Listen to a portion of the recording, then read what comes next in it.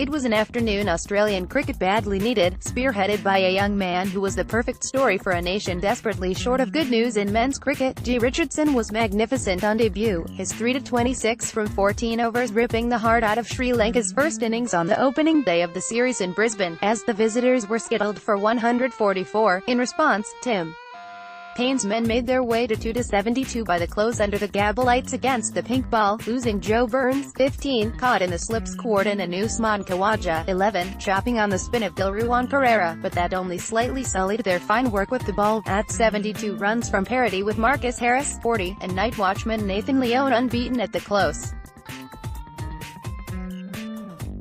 Along the way, Mitchell Starc banked his 200th Test wicket as Sri Lanka lost 5 in a middle session that badly fell away.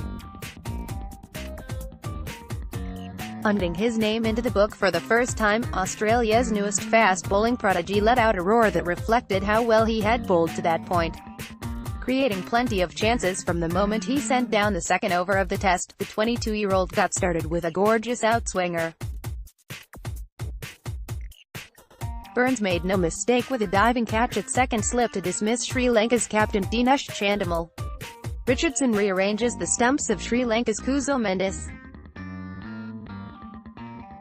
Photo, Getty. With the score 3-58 as the players returned after the first break, Richardson was immediately into it again with a perler to fellow young gun Kuzo Mendis, 14, splaying his middle and off stumps.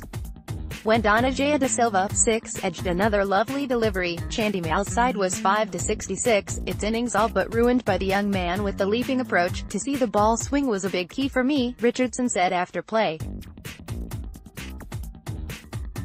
If the ball is swinging, I'm instantly more confident in what I am. To get that first wicket releases a lot of emotion and built-up tension you might have,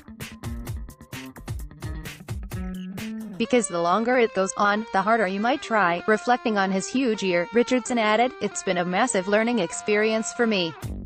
It's happened so quickly. For me to able to gain as much experience as I can in such a short amount of time, to learn about the game, to learn about the experiences and pressure that comes with it.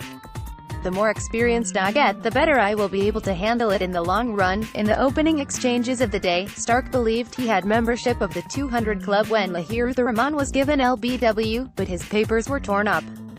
When the decision was overturned on review, he had to wade through a period that included a ropey second spell, but when Saranga Lakmal, 7, edged a full ball into the Gordon, the southpaw became the 16th Australian to the mark, in his 50th Test.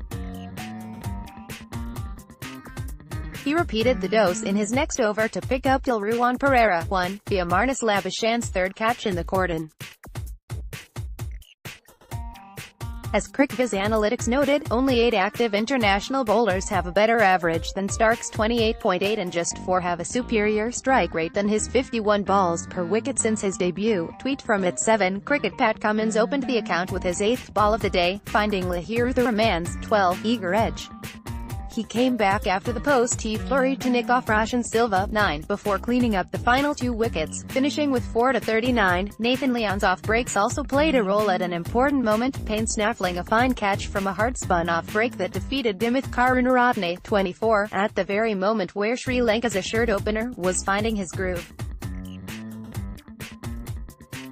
It was only right that every bowler did their bit.